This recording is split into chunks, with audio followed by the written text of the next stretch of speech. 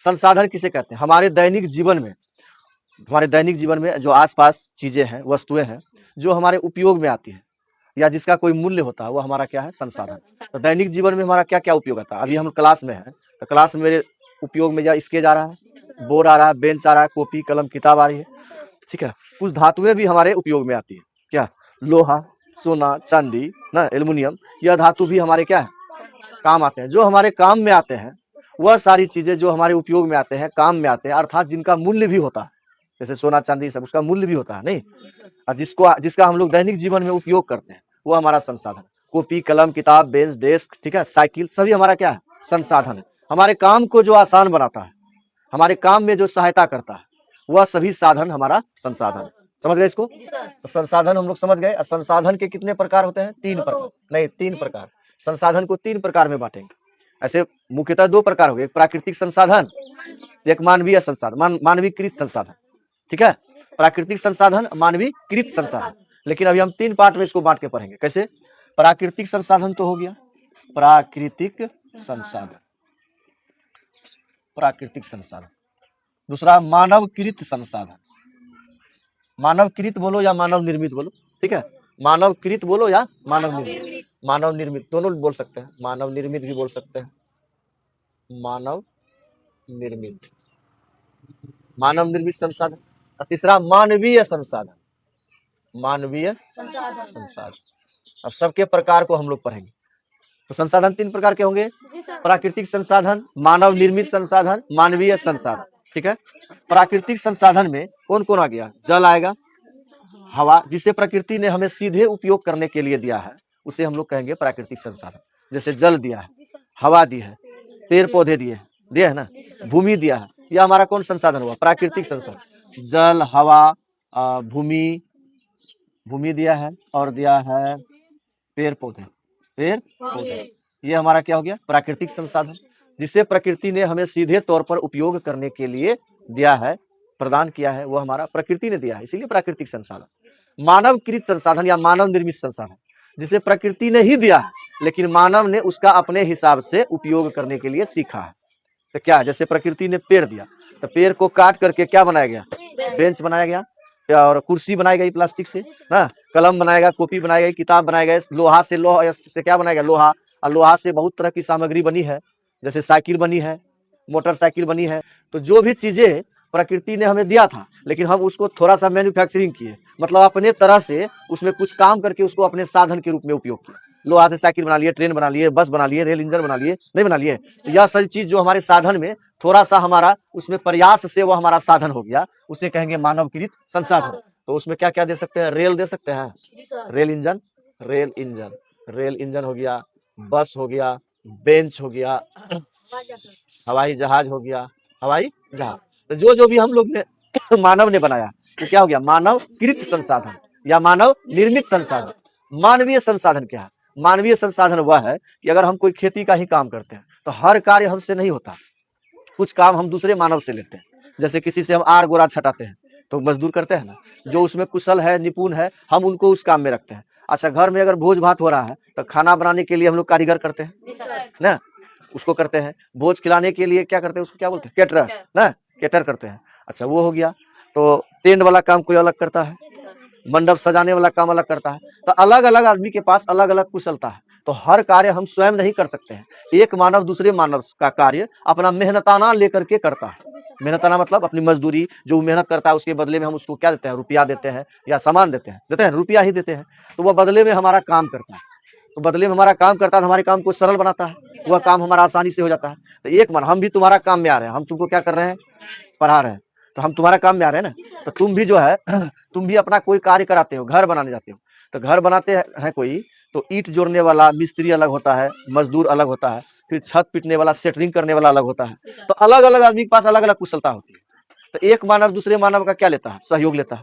तो जब एक मानव दूसरे मानव का सहयोग करता है, मतलब मानव भी एक साधन है, एक मानव भी दूसरे मानव का साधन है, इसीलिए मानव भी एक संसाधन है। एक मानव भी दूसरे का संसाधन है। हम तुम्हारा काम में आ रहा है, कोई मेरा काम में आ रहा है, हम उसके काम में आ रहे हैं, मानव भी एक दूसरे का संसाधन है। उसी को हम लोग क्या कहेंगे? मानवीय संसाधन। तो हम यहाँ ले सकते हैं, जैसे पेंटर ले लिए, पेंटर ले लिए, बढ़ई ले लिए, बढ़ई मिस्त्री क्या करेगा, लकड़ी का सामान बनाएगा ना। और क्या बोलते हैं, कारीगर ले लिए, कारीगर क्या बनाएगा, खाना बनाएगा। शिक्षक भी ले लिए, चलो शिक्षक भी ले लिए, तुमको पढ़ाने का काम आ रहा है, किसी के बच्चे को पढ़ा रहे हैं। और क्या, राजमिस्त्री, अच्छा चलो राजमिस्त्री ले लिए, राजमिस्त्री ले। और भी कई प्रकार हैं। वकील ले लिए, वकील हमको न्याय दिलाने के लिए काम आता है। डॉक्टर हमको इलाज करने में काम आता है ना। एक दूसरे का सब कोई क्या करते हैं, मदद करते हैं। भले उसके बदले में उसका जो इनकम होता है, मजदूरी होता है, जो उसका कीमत होता है, वो हम अदा करते हैं, लेकिन काम में तो आता है। अगर कोई किसी का कार्य नहीं करे तो अकेला तो एगो टट्टी भी नहीं उठा पाएगा, कोई उठा पाएगा टट्टी, नहीं उठा पाएगा। तो मानव भी क्या है, एक दूसरे का संसाधन। इसको समझ गए आप लोग? चलिए, इसको समझने के बाद अभी हम लोग इसको पढ़ेंगे। प्राकृतिक संसाधन में नवीकरणीय संसाधन और नवीकरणीय संसाधन, संसाधन के प्रकार, संसाधन के प्रकार, इसको उठा रहे। देखो, प्राकृतिक संसाधन को भी दो भाग में बांटा गया है। प्राकृतिक संसाधन को दो भाग में, देखो कैसा डायग्राम बना के समझना है। प्राकृतिक संसाधन को, एक हो गया तुम्हारा नवीकरणीय, नवीकरणीय संसाधन, दूसरा हो गया अनवीकरणीय, अनवीकरणीय संसाधन। ठीक है, नवीकरणीय संसाधन वैसे संसाधन है जो समय के साथ पुनः भर जाते हैं। नवीकरणीय और नवीकरणीय हम लोग समझेंगे। तो जो समय के साथ जो है पुनः भर जाते हैं। मान लीजिए नवीकरणीय संसाधन वह है, हम लोग जिस संसाधन का उपयोग करते हैं वह फिर हमको प्राप्त हो जाता है। जैसे मान लीजिए हम गेहूं की फसल लगाए, गेहूं की फसल लगाए, मक्का की फसल लगाए, तो वह फसल अगर पक जाएगी, कट जाएगी, तो वृक्ष कट गया तो धरती से फसल वीरान तो नहीं होगी। वो क्या होगा, उसका कुछ बीज रखेंगे, वह बीज फिर अगले बार बोएंगे, तो उससे फिर हमको फसल प्राप्त हो जाएगी। तो वह समाप्त होने वाला जल्दी नहीं है, पुनः फिर प्राप्ति हो जाएगी।